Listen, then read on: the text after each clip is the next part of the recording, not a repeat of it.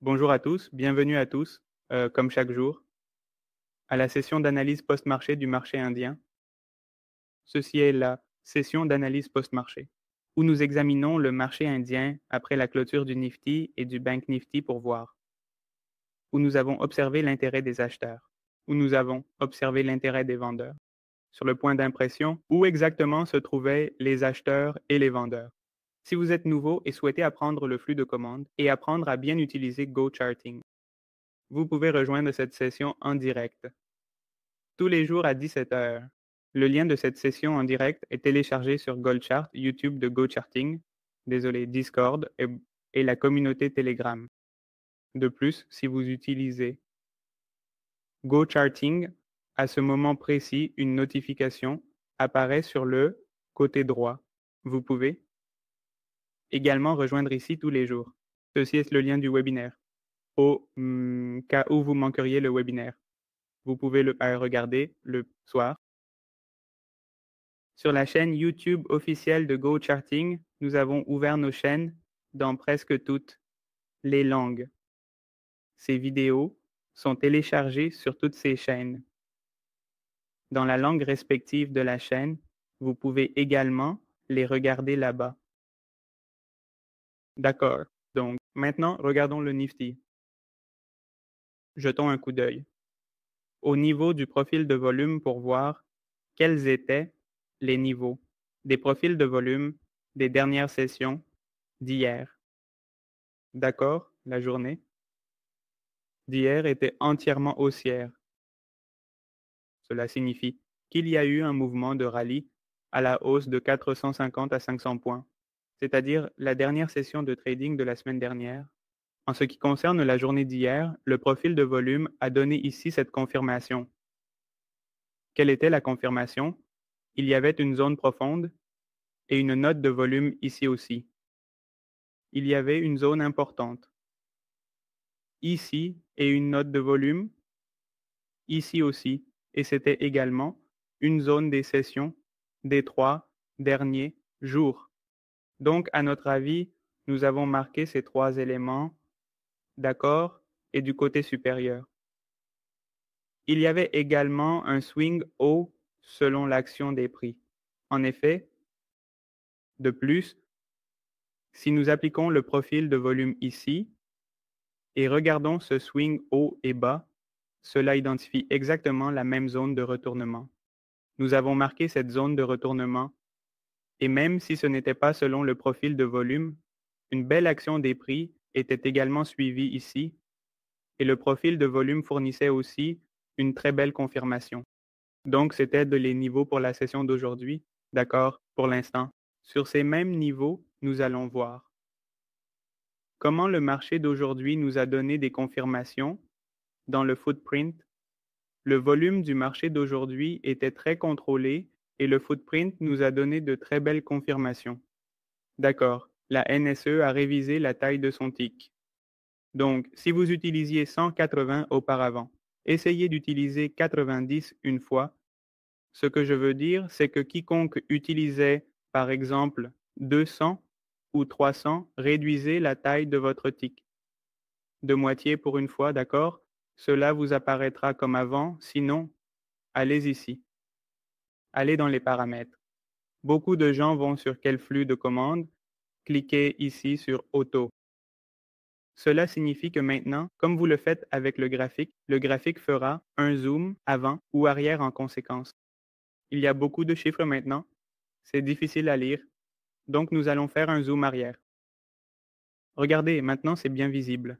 Donc à partir d'ici, les numéros que nous voyons, comme où se trouve le Nifty à 23 900, 950, prenez-le, déplacez-le vers le haut ou vers le bas, puis faites un zoom avant ou arrière à partir d'ici.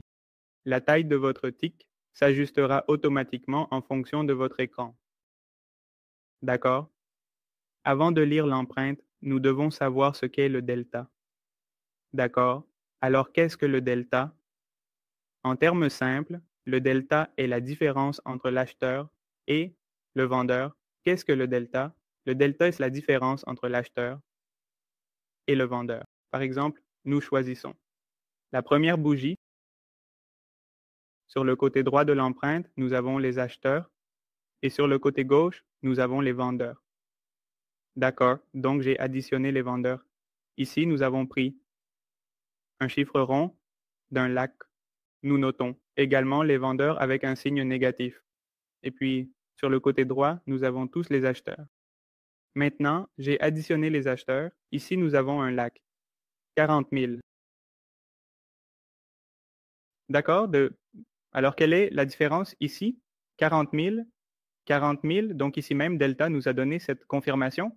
39,9, presque autour de 40 000. C'est delta. Et ce delta est plus viral. Donc, nous l'appelons ainsi. Delta positif, d'accord. Maintenant, à la prochaine bougie, il va se stabiliser. Ici, ce qui se passe, c'est que lorsque les vendeurs sont ajoutés, les acheteurs sont ajoutés, il fera la charge automatiquement, le calcul automatique, nous devons juste regarder le delta. Cette fois, nous avons vu un delta négatif. Un delta négatif signifie simplement que les vendeurs sont en rouge. Dans la boîte, vous verrez. Un signe négatif devant la valeur du delta positif. Ici, il n'y a pas de signe négatif. Dans ce delta positif et dans cette bougie, il y a un signe négatif. C'est un delta négatif, ce qui signifie qu'il n'y a plus de vendeurs. Dans cette bougie, autour de 12 000, ce delta nous indique. Prenez n'importe quelle bougie. La première bougie choisie, le delta est haussier. Une bougie haussière avec un delta positif signifie qu'il y a plus d'acheteurs. La bougie suivante a été choisie, il y a plus de vendeurs. La bougie suivante a été choisie, encore une fois plus de vendeurs. La bougie suivante a été choisie, encore une fois plus d'acheteurs. D'accord, c'est compris, je pense que. Maintenant, regarde ça. Regarde une bougie. Regarde une bougie. Regarde une bougie. Et regarde une bougie. Cela signifie quel est le delta de ces bougies. Maintenant, parlons des deux, positifs et négatifs. C'est un delta positif. Encore une fois, delta positif. Désolé. Quelle est la valeur de delta dans le delta positif? Environ 40 000. Ici, la valeur de delta est 45 000. Ici, 31 000. Ici, encore 31 000. Cela signifie que la valeur de delta est très grande, qu'elle soit positive ou négative. Et ici, regarde, 12 000, 19 000, encore 12 000. Cela signifie, dans la gamme de 10 à 20, même très peu. Dans la gamme de 20, regarde encore. Dans la gamme de 10, regarde seulement 825. Regarde seulement 4 000. Cela signifie.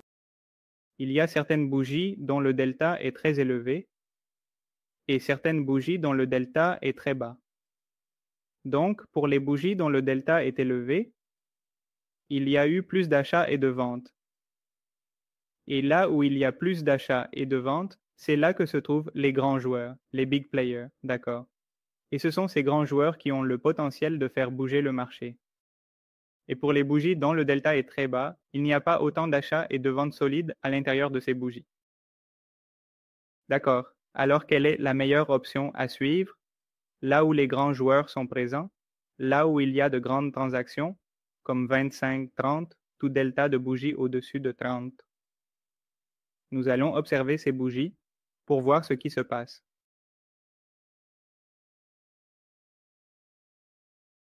Vous pouvez également ignorer tout delta inférieur à 30 000. Ou bien, une fois que vous savez bien lire les empreintes, vous pouvez également lire cela.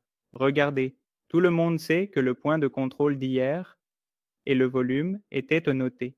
Tant que cela ne casse pas vers le bas selon le profil de volume, il n'y a rien de baissier. Qu'avons-nous vu dans la première bougie? Un delta positif assez important, ce qui signifie qu'il n'y a pas d'activité de vente, rien de baissier. Gardez à l'esprit qu'il y a souvent un gros volume dans la première bougie et parfois le marché ne suit pas cette direction. Il faut toujours trader prudemment la première bougie car il se peut que beaucoup de gens aient gardé des positions pendant la nuit et les libèrent dans les 5 premières minutes, surtout les vendeurs d'options. Peut-être que vous ne regardez que le delta de la première bougie, un delta haussier, rien de baissier, et le point de contrôle d'hier a été bien maintenu. Que s'est-il passé dans les deux bougies suivantes? Aucune activité de vente. Qui faut-il suivre? La bougie dont le delta est autour de 30 000, sinon ce sont de petits joueurs ici. C'est là que le concept de données minimales entre en jeu. Quel est le delta minimum ici? À la clôture de la bougie, combien y avait-il? 12 000, cela indique également une forte activité. Cela signifie que les vendeurs étaient là présents à un moment donné, mais à la clôture, ils sont sortis. Les deux bougies sont également haussières. Pour ceux qui ne savent pas ce qu'est le delta minimum ou maximum, allez rapidement sur la chaîne YouTube de GoCharting, recherchez maximum delta versus minimum delta, vous comprendrez, puis regardez la suite de cette vidéo. La bougie suivante n'est pas baissière. Cela signifie qu'il y a de bons acheteurs.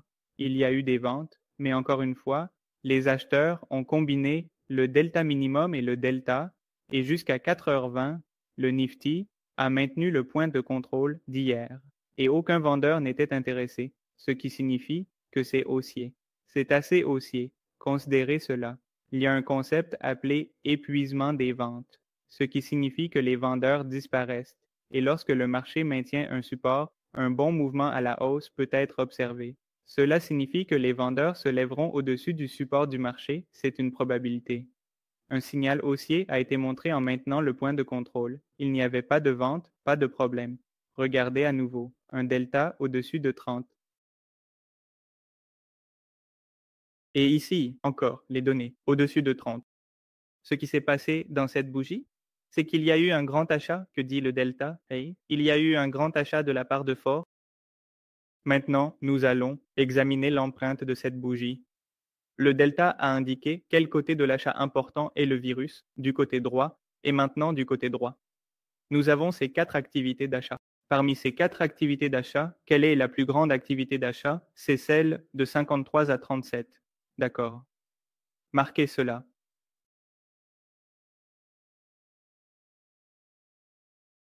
Pour le considérer comme un support, nous le marquons en vert. Rien de plus.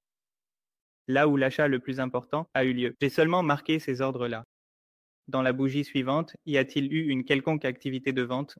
Regarde le delta. Ce n'est pas positif. Encore positif. Encore positif. Bien maintenu, avec un delta positif, avec un repli, d'accord. On a vu un mouvement à la hausse. Regarde, un repli du côté des acheteurs est arrivé. Dans le mouvement à la hausse, il y a eu une bougie où l'on a observé un delta négatif et c'est l'activité de vente à 42 000. Cela signifie que les vendeurs sont arrivés, mais même à partir de là, le marché est haussier. Même à partir de là, le marché est haussier, d'accord? Et quelque part ici, il y a eu un autre achat avec des données positives à 31 000.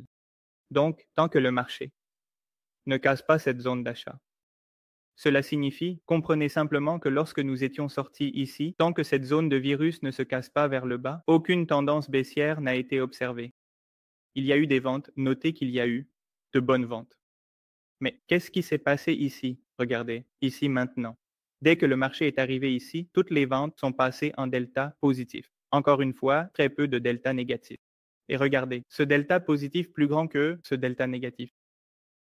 Il y avait 9000 vendeurs de plus dans cette bougie et il y aura une activité d'achat de 15 000. Le flux de commandes vous aide aussi de cette manière, Nike. C'est une bougie rouge et, désolé, c'est une bougie rouge. Et il y a un delta positif. Ici aussi, cela aide beaucoup.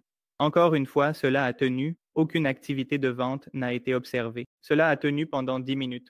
15 minutes ici, le marché s'est coincé avec un support. Maintenant, une activité de vente a eu lieu. Mais regarde, tout s'est arrêté au support, dans le cas où le support aurait été cassé. Nous aurions considéré cela comme le jour, où les vendeurs ont commencé à entrer et ont tiré le marché assez bas.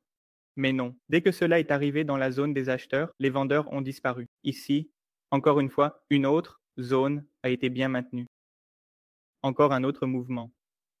À la hausse maintenant. Regardez. Après cette bougie où de grands acheteurs sont arrivés, de grandes données sont arrivées de 48, de 46. Des achats ont eu lieu dans ces deux bougies. Des achats ont eu lieu dans ces deux bougies. OK, cette bougie, désolé, à l'intérieur de ces deux bougies, dans cette bougie et dans cette bougie, comment allons-nous voir les acheteurs des deux bougies à nouveau du côté des acheteurs? Le delta a montré un bon achat. Regardez cet achat de 29, achat de 24, achat de 33, achat de 43. Encore une fois, Marquez cette zone d'achat, regardez où que ce soit. Jusqu'ici, l'activité d'achat a eu lieu. Y a-t-il un vendeur dans cette bougie? Non. Il n'y a pas de vendeur. Non. Il n'y a pas de vendeur. Pendant 15 à 20 minutes, le marché est resté bien coincé et a donné un très petit mouvement. À la hausse ici, et aujourd'hui, le plus grand chiffre négatif de la journée, une vente de 102, a eu lieu, mais est-ce que cette vente de 102 a brisé cette zone d'achat? Non, elle ne l'a pas fait. Ici, une vente de 104 a eu lieu, et regardez, le marché est monté d'ici, tout ce qui s'est passé ici. La vente de 104 a été entièrement absorbée ici. Une autre vente est arrivée et est partie, comme ici. Il y avait un delta de 42.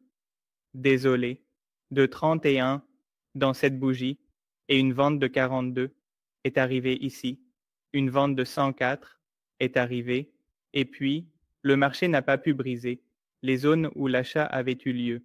Et encore une fois, toute la vente a été absorbée et un autre mouvement à la hausse a été observé avec un achat continu. Le prochain achat de 36 est dans cette bougie. Et quelle est la zone d'achat? Cette zone d'achat est un achat de 57.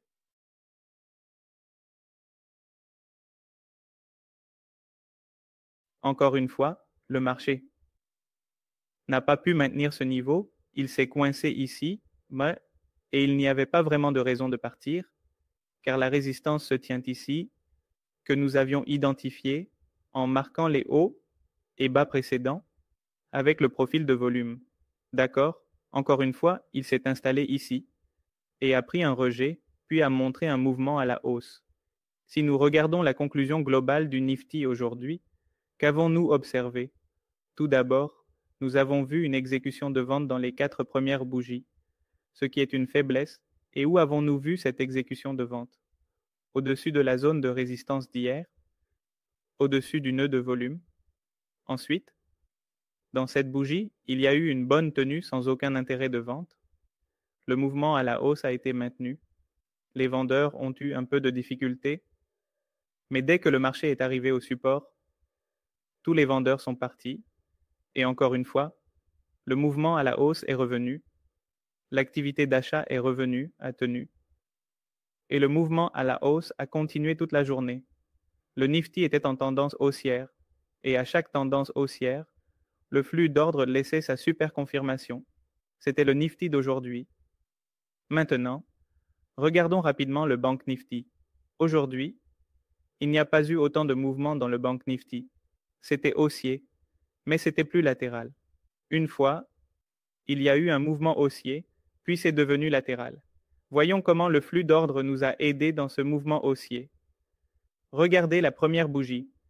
Un delta positif de 102. Un delta positif de 102. Et si nous allons du côté des acheteurs, où a eu lieu le plus grand achat? À 26K. L'achat à 25,30K. À 21K. À 21K ici. Je pense, c'est là qu'il y a eu le plus de 20. C'est ici qu'il y a eu le plus de 20. Et un grand achat à 26K. Tant que le marché ne casse pas la zone des acheteurs, il reste haussier.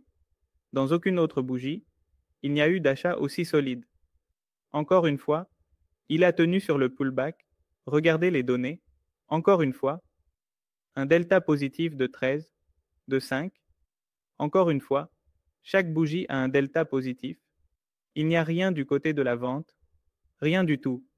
Il a bien tenu. Le mouvement à la hausse est venu avec 2 bougies. Dans ces bougies aussi, il y a eu un bon achat. Encore une fois, il est venu au support et a donné un mouvement à la hausse. Puis toute la journée, le Bank Nifty est resté latéral, avec de très petites bougies qui ont donné un mouvement. Et ensuite, à partir de cette zone de support, il a donné un mouvement. Et ensuite, presque après 11h25, il est resté latéral toute la journée. Ici, la première bougie de la zone d'achat nous a beaucoup aidé. C'était la session en direct d'aujourd'hui. Si quelqu'un a des doutes, vous pouvez poser vos questions.